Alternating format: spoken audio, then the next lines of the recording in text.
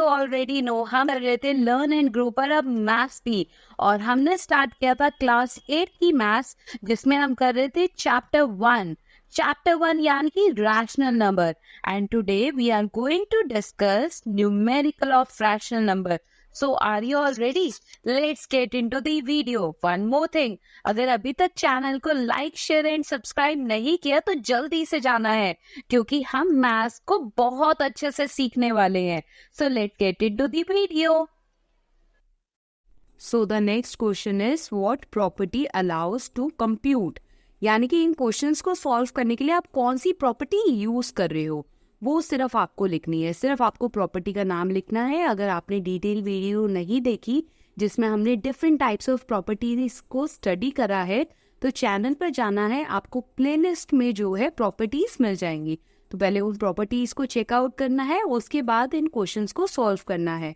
अब यहाँ पर कितने रैशनल नंबर है? 1 2 3 और 2 रैशनल नंबर की ग्रुपिंग हो रही है। Again the same rational numbers, फिर 2 रैशनल नंबर्स की ग्रुपिंग हो रही है। तो ऐसी प्रॉपर्टी को हम जब ग्रुपिंग करते हैं, 3 रैशनल नंबर में से 2 रैशनल नंबर को ब्रैकेट में इंसर्ट कर लेते हैं, तो ऐसी प्रॉपर्टी को हम बोलते हैं एसोसिएटिव प्रॉपर्टी।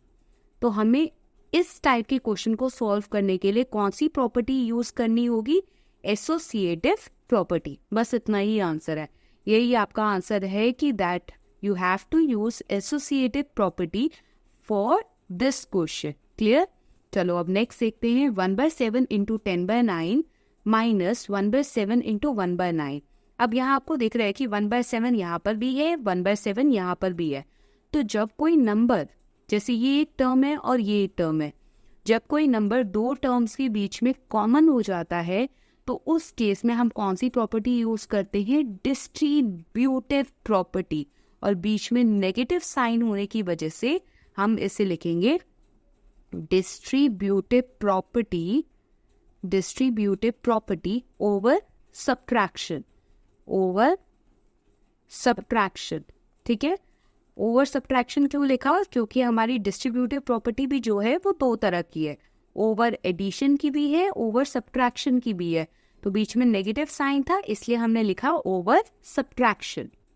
नेक्स्ट हमारा है 9/14 multiply 12/11 is equals to 12/11 multiply 9/14। Same numbers को अगर हम मल्टीप्लाई कर रहे हैं, जस्ट उनकी पोजीशन को चेंज कर रहे हैं, रीअरेंज कर रहे हैं, तो उस केस में क्या हो रहा है? हमारा सिर्फ पोजीशन चेंज हो रही है और कोई चेंजेस नहीं आ रहे। तो ऐसी टाइप की प्रॉपर्टी को हम क्या बोलते हैं? जिसमें रीअरेंजमेंट हो, हम बोलते हैं कॉम्यूटेटिव प्रॉपर्टी ऑफ मल्टीप्लिकेशन। क्यों? क्योंकि मल्टीप्लाई का साइन है। तो कॉम्यूटेटिव प्रॉपर्टी ऑफ मल्टीप्लिकेशन। सारी वीडियो में ये वाली पार्ट जो है हमने डिफरेंट डिस्कस किया हुआ है। अगर अभी तक आपने वो वीडियो नहीं देखी तो जाना है, पहले फोकस होकर सारी प्रॉपर्टीज को पढ़ना है, उसके बाद इन क्वेश्चंस को अटेम्प्ट करना है। ठीक है, तो अब नेक्स्ट देखो, एक नंबर बाहर है, वही नंबर मल्टीप्लाई हो रहा है, और वो नंबर कौन सा है? -6/7 2 टर्म है। अभी हमने ऐसा डिस्कस करा। तो जब 2 टर्म्स के बीच में एक नंबर हमारा जो कॉमन है, जब कॉमन होता है तो हम उसे बाहर लिख देते हैं, ब्रैकेट्स के बाहर लिखते हैं। तो ये ऐसी टाइप की प्रॉपर्टी को हम क्या बोलते हैं? Distributive property. और आपको पता है बीच में पॉजिटिव साइन है, तो हम क्या लिखेंगे? Distributive property over addition. ठीक है ना? पहले हमने कौन सी करी थी? डिस्ट्रीब्यूटिव प्रॉपर्टी ओवर सब्ट्रैक्शन करी थी। आई होप आपको ये सारा क्लियर हो रहा हो।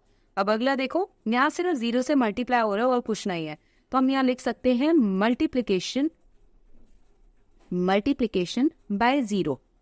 क्या? जैसे आप लिख सकते हो प्रॉपर्टी ऑफ 0। ये प्रॉपर्टी होती है 0 की कि अगर उसे किसी नंबर से मल्टीप्लाई किया जाए तो वो same number as it is नहीं आता, वो 0 में कन्वर्ट हो जाता है। सेम नंबर कब आता है? जब 1 से मल्टीप्लाई करते हैं।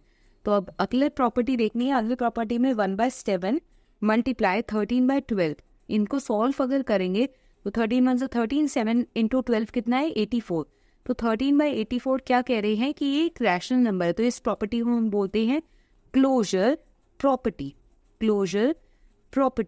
यानी कि आपको ऑलरेडी पता है कि क्लोजर प्रॉपर्टी जो है हमारे 3 कंडीशन में सेटिस्फाई होती है, ASM, यानी कि एडिशन, सब्ट्रैक्शन और मल्टीप्लिकेशन।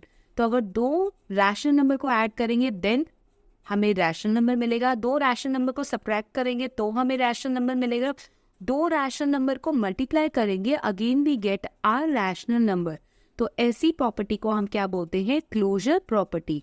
तो अगर कोई पार्ट आपको क्लियर नहीं होता तो बताना है, मैं दोबारा से आपको उसे कमेंट सेक्शन में क्लियर करूंगी, पर अपने कॉन्सेप्ट को स्ट्रॉन्ग करने के लिए आपको डिटेल वीडियोस को जरूर देखना है। Thanks for watching. Please like, share and subscribe the channel. Learn and grow better.